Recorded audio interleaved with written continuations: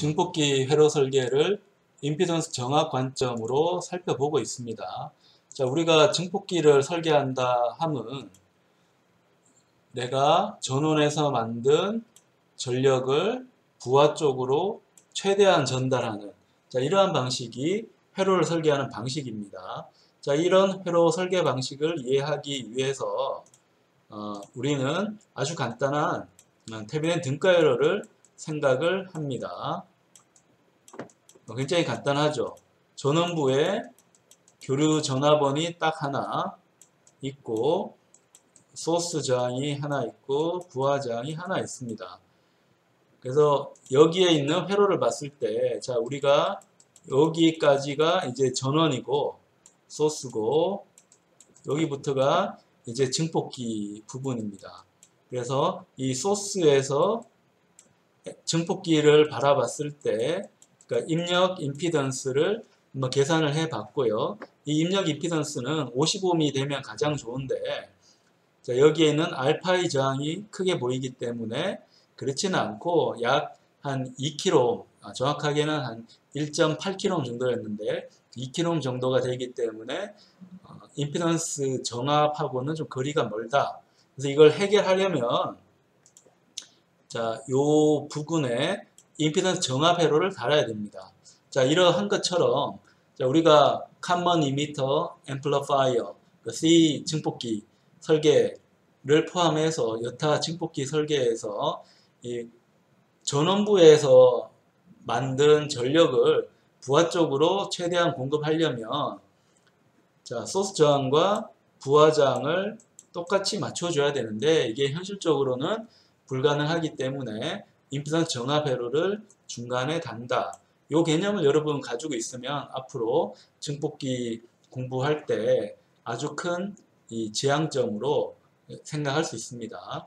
증폭기의 기본적인 구조는 다 나와 있기 때문에 실제 실무에서 증폭기를 설계한다는 것은 임피던스 정압 회로를 잘 설계하는 겁니다. 잘 설계하는데 지금 우리는 이제 전력을 가장 많이 보내는 것만 보지만 그 외에도 봐야 될 부분이 많이 있습니다. 전압 전류가 이제 얼마나 커지는가 이게 이제 전력이 커지는 건데 그뿐만 아니고 잡음, 노이즈라고 하는 잡음이 이제 줄어들어야 되고요. 그 다음에 내가 입력으로 전원을 채택하고 있는데 이게 굉장히 작다. 스몰 시그널로 가정해가지고 계산했는데 이게 커지는 경우도 있거든요. 커질 때도 증폭을 잘 하기 위한 조건도 찾아야 되고 생각할 게 많고 그러니까 이런 것들을 다 종합해가지고 임피던스 정압을 합니다. 지금 좀 전에 설명한 거는 이제 전력을 최대화하기 위한 임피던스 정압인데 잡음을 최소화하기 위한 임피던스 정압도 있고요. 그 다음에 출력의 그 값 자체, 그 증폭도가 아니고 출력 값 자체를 크게 키우기 위한 이제 임피던스 정압도 이제 있어야 되고 어떤 거를 선택할 건지는 뭐 우리가 각 응용에 따라서 달라질 수는 있습니다. 그래서 우리가 입력에 대해서 한번 살펴봤는데 똑같이 출력에 대해서 살펴볼 수 있습니다. 이 출력에 대해서도 부하 저항이 정해져 있기 때문에 이 부하 저항과 내가 알 수는 없지만 자, 이 트랜지스터 컬렉터 단으로 바라본 등가 저항, 트랜지스터 증폭단의 등가 저항을 또 계산해서 임피던스 매칭을 해줄 수 있습니다. 그래서 이 경우에도 자, 얘를 기준으로 이렇게 나누면 여기가 부하가 있는 로드가 되겠고요. 여기는 또 앰프 쪽이 되겠죠. 앰프 쪽이 되니까 나는 이렇게 바라봅니다. 자, 바라본다고 하는 거는 뭔가 개념을 못 잡고 보면 이게 무슨 말인가 싶은데요. 전류를 흘린다는 뜻입니다. 자, 내가 전류 흘려야 되니까 두 점을 잡고 전압을 가해줘야 되잖아요. 이렇게 가해줬을 때 여기로 전류가 흘러 들어가면서 임피던스가 측정되는데 이 임피던스 값은 전압을 전류로 나눈 값입니다. 그러니까 이걸 간단하게 이야기해서 바라본다라고 이야기를 합니다. 그 소스 쪽도 마찬가지였습니다. 자, 이 증폭기에 입력으로 흘러 들어가는 전류를 내가 계산해야 되니까 두 군데에서 전압을 가해줘야 되겠죠. 그러니까 전압은 전기적 높이기 때문에 두 군데에서 가해줘야 됩니다. 그러면 전류가 흐르는데 전류는 한 곳만 봐도 돼요. 왜냐하면 들어간 만큼 나오기 때문에 이게 안 되면 회로가 아닙니다. 들어간 만큼 나와요. 이건 입력이든 출력이든 관계없습니다. 출력에서 이렇게 들어갔으면 밑으로 나오게 됩니다. 이걸 우리가 회로라고 부르잖아요. 그래서 두 군데에서 찍어서 전압을 걸어주면 전류가 들어가고 이 전류가 들어가는 걸 우리가 측정할 때 이쪽에서 바라본다 라고 이렇게 표현을 하고 있습니다. 그러면 우리가 부하 쪽도 임피던스 정압이 돼야 되니까 임피던스 정압이 되는가 안 되는가를 확실하게 아는 방법은 부하장은 내가 달아줬으니까 아는 거고, 자 여기 C 증폭기 Common Emit Amplifier의 이 아웃풋 임피던스 값을 내가 측정을 하면 임피던스가 맞는지 안 맞는지 쉽게 알 수가 있습니다. 그럼 이를 위해서 어떻게 할까 이렇게 고민하다가 우리가 입력 저항은 부하 쪽에 부하를 여기라고 생각하고 입력 쪽에서 들어가는 전류를 구하기 위해서 커런트 프로브를 달았잖아요. 그럼 비슷하게 여기도 달면 되지 않을까 이렇게 생각하는데 그 과정을 한번 보도록 합시다. 그 과정이 정말 의미가 있는지 아닌지 한번 궁금한데요. 자, 이 텍스트는 살짝 이렇게 옮겨 놓고, 그럼 여기에 자 프로브스에 가서 커런트 프로브를 이렇게 달았다. 자, 나는 이게 안으로 흘러 들어갔으면 좋으니까 부하 쪽으로 가지 않고 안으로 흘러 들어가면 좋으니까 요 방향을 이렇게 바꾸겠습니다. 자, 바꾸어서 연결, 그리고 또 여기에 연결. 자, 이러면 뭔가 될 것 같다라고 생각하는데, 자, 이렇게 하면 출력의 아웃풋 임피던스를 측정할 수 있을까요? 없을까요? 자, 결론부터 이야기하면 이렇게 해서는 출력에서 바라본 C 증폭기의 임피던스 값을 측정할 수가 없습니다. 이렇게 측정하면 뭐가 나올까요?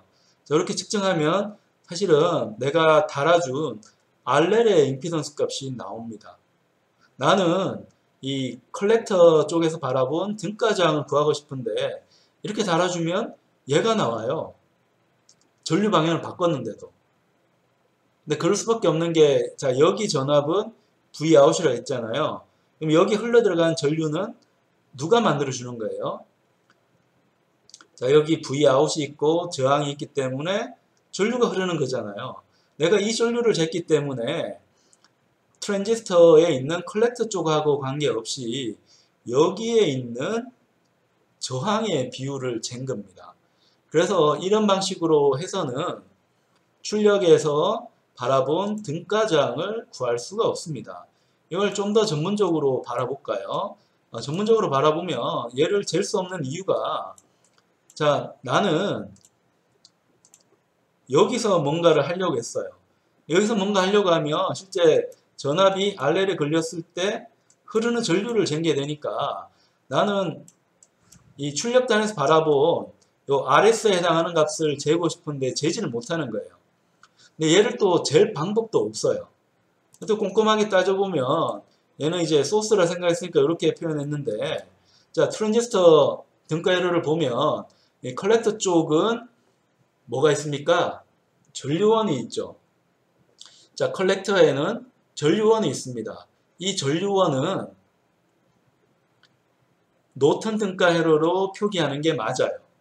노턴 등가 회로로 표기하는 게 맞으니까, 자, 우리는 전류가 있다고 생각을 하고, 뭐 이 화살표는 밑으로 가도 되고 뭐 위로 가도 되고 한데 밑으로 가게 한번 해볼게요. 노턴 등가 회로니까 저항이 병렬로 달려 있고, 그 다음에 여기에 부하저항이 달려 있습니다. 얘가 RL이고 내가 구하고 싶은 Gout, 그 다음에 얘는 전류, 출력이 만드는 전류 VO라고 하겠습니다. 자, 이렇게 만들어서 내가 구하고 싶은 거는 얘입니다. 얘인데 내가 여기에 전압을 아무리 재본들 G아웃을 알 수 있을까요? 없을까요? 몰라요. 왜 모른가 하면 나는 이 G아웃을 구하려고 하면 VO까지 알아야 됩니다. 자, 출력이 얼마나 나오는지 알아야지 여기 걸리는 전압을 환산해서 G아웃을 만들 텐데, 자, 나는 이 IO하고 G아웃 두 개를 동시에 구할 수는 없습니다. 왜냐하면 내가 알고 있는 방정식은, 자, 여기에 방정식만 세울 수가 있는데 이 방정식은 딱 하나인데 내가 구해야 되는 미지수는 몇 개입니까? 두 개. 방정식 개수가 안 맞아요. 미지수가 하나가 더 많고 방정식은 하나가 적어요. 내가 아무리 해도 구할 수가 없습니다. 그래서 이 문제를 조금 더 쉽게 보기 위해서 굳이 노턴 등가회로로 구할 필요가 있나요? 테브넨 등가회로를 쓰더라도 동일합니다. 왜냐하면 노턴 등가회로와 테브넨 등가회로는 달라 보이지만 똑같아요. 내가 이거 왜 쓰는 겁니까?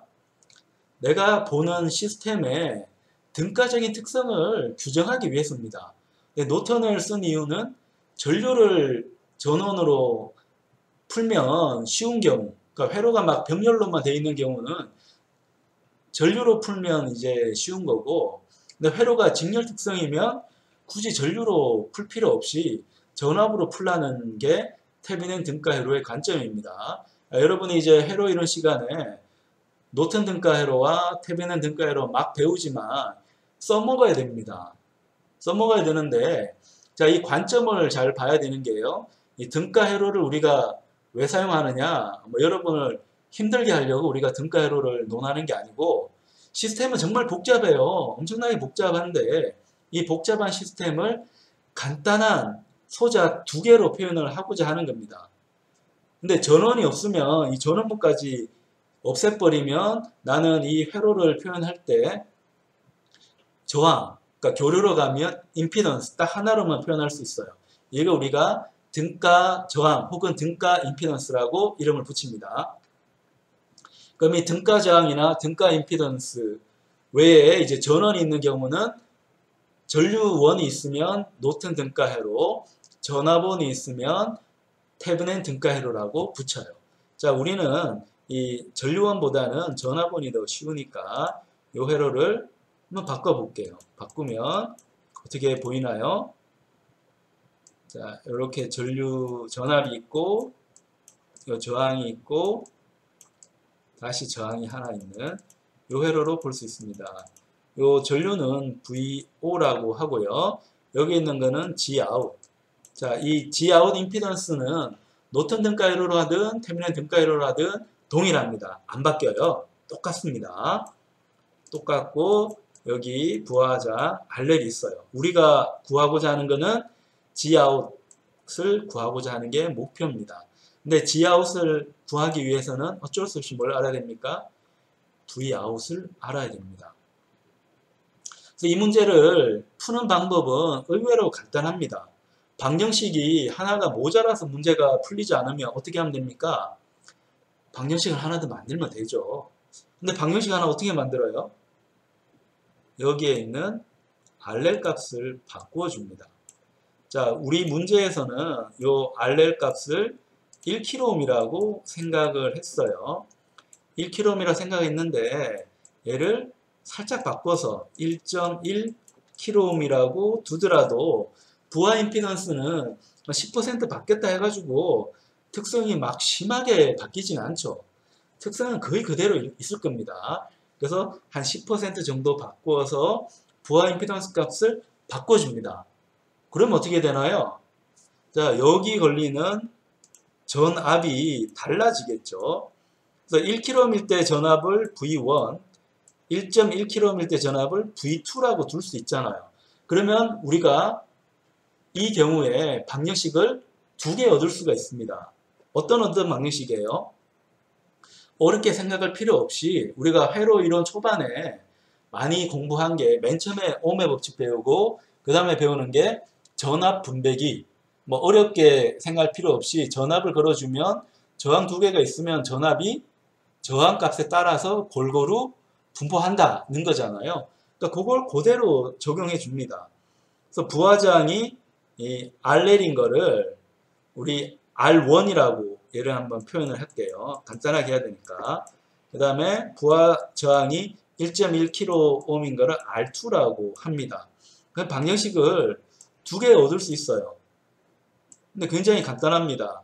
자, V1이라고 하는 거는 R1 더하기 Gout. 전압 분배기 공식입니다. R1. 그 다음에 걸어주는 거는 VO. 두 번째 방정식은 자, V2인데 이번에는 R1 대신에 R2로 이제 바꾸면 됩니다. 자, 이렇게 하고 R2, VO. 이렇게 해서 미지수가 두 개고 어떤 거? 자, 나는 얘는 알아요. 자, 얘도 알고 있습니다. 측정할 거니까. 모르는 거는 VO하고 Gout 모르니까 미지수 두 개, 방정식 두 개 하니까 열심히 풀면 풀립니다. 풀려요. 그 푼 결과가 이쪽에 있습니다. 여기에 있는 요 공식을 쓰면 출력에서 바라본 등가 임피던스를 계산을 할 수 있습니다. 근데 여기서 주의할 점이 있어요. 자, R1 값을 내가 바꿨잖아요. R1 값을 바꿨는데 부하 효과, 로딩 이펙트가 있기 때문에 R1, R2 이렇게 부하장을 바꿔버리면 실제로는 VO가 Gout 값이 바뀝니다. 이렇게 바뀌어버리면 미지수가 4개가 돼버리잖아요. 그러면 못 풀기 때문에 어차피 우리가 근사적으로 계산을 하고 있기 때문에 안 바뀐다라고 가정을 합니다. 근데 이 가정이 맞으려고 하면 RL 값은, 부하저항 값은 굉장히 미세하게 변해야 됩니다. 그래서 우리는 이 부하저항을 한 10% 정도만 바꿨습니다. 자, 요걸 염두에 놓고 한번 계산을 해 보겠습니다. 그러면 여기에 있는 프로브는 필요 있다 없다? 필요 없어요. 제가 어차피 재봤자 자, 여기 선 연결해주고 어차피 저 저항은 재봤자 여기에 있는 부하저항이 나와버리기 때문에 필요가 없고 지금 내가 1kΩ이라고 놓고 계산은 한 1km, 100kHz가 이제 관심이니까 모든 주파수 다 하지는 말고 100kHz만 간단하게 한번 해보겠습니다. 100kHz. 근데 뭐 같이 볼까요? 자, 이렇게 시뮬레이션에서 한번 보면 나는 이제 관심 있는 게 출력단의 교류 전압이 궁금하니까 자, 얘를 이 넘버 노테이션을 real imaginary로 바꾸어서 한번 그려줍니다. 그럼 얘는 출력단의 전압입니다. 전압이 뭐 플러스 나올 수 있고 마이너스 나올 수 있잖아요. 어쨌든 출력단 전압이고 그때 전압은 마이너스 0.346 마이너스 J의 0.0343 이렇게 측정이 되게 됩니다. 그럼 우리 앞으로 이제 계산해야 되니까 그걸 위해서 한번 여기다가 값을 써두겠습니다. V1 값이 얼마 나왔다고요? V1 값은 자, 여기 이 값을 이쪽으로 좀 옮겨서 한번 적어 두겠습니다. 자, 한 1kΩ 정도니까 여기가 맞을 거예요. 마이너스 0.346 마이너스 J의 0.03643 이라는 전압이 측정됐습니다. 언제? 1kΩ일 때. 그럼 여기서 약간만 바꿔줄까요? RL을 1kHz에서 자 1.1kHz로 바꿨습니다. 자, 여기 1.1kHz로 변동된 거 볼 수 있죠.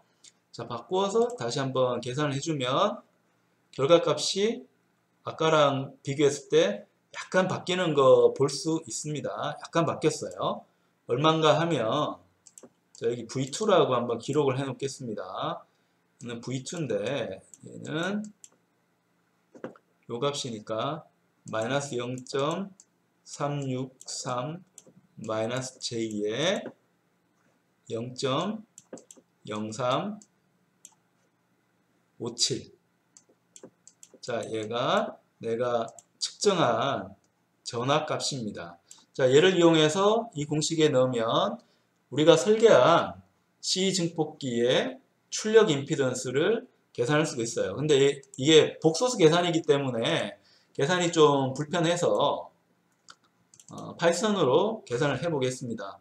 파이썬에서는 임피던스 값이 기본적으로 복소수 계산이 이제 되니까 임피던스를 파이썬에서는 쉽게 계산할 수 있습니다. 그래서 주피터 노트북을 실행해서 파이썬 계산을 해 보겠습니다. 그래서 우리 측정한 값을 이용해서 우리가 두 가지 방정식으로 해서 환산을 해낸 공식을 이용을 합니다. 그래서 임피던스 값을 보는 이유는 임피던스 정합이 되는가 안 되는가를 보고 싶은 거예요. 임피던스 정합이 되었다고 하면 설계가 완벽하게 성공한 거고, 임피던스 정합이 되지 않으면 임피던스 정합 회로를 하나 만들어서 넣어줘야 합니다. 자, 이름은 여러분이 원하는 걸로 마음대로 정해주면 되고요. 그럼 나는 이 R1 값은 얼마라고 생각했습니까? 1kg. 1, 2의 3승은 1 곱하기 10의 3승. 10의 지수승을 표현한다고 보면 됩니다. 2, 3이라는 거. 그러면 R2는 1.1의 2의 3승. V1이 필요한데, 요 V1은 아까 우리 계산한 값을 살짝 한번 보겠습니다. 여기에 있고, 파이썬 노트북이 여기 있으니까 얘를 보면서 적어주면 마이너스 0.346 빼기 0.0343J. 파이썬에서는 복소수는 J로 표기하니까 이렇게 하겠고, V2는 마이너스 0.363 마이너스 J의 0.0357. 자, 이렇게 표현을 합니다. 이렇게 해서 한번 실행을 해 주고요. 여기 J를 앞에 서서 틀렸습니다. 뒤에 써야 합니다. 자, 이렇게 해서 R1, R2, V1, V2를 정의를 해 줍니다. 해 놓고 여기에 있는 출력 임피던스에 해당하는 공식을 적용을 해 줍니다. Gout은 어떻게 되나요?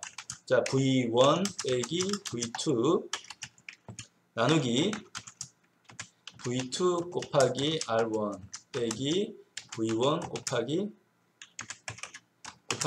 R2 다시 곱하기 R1 곱하기 R2.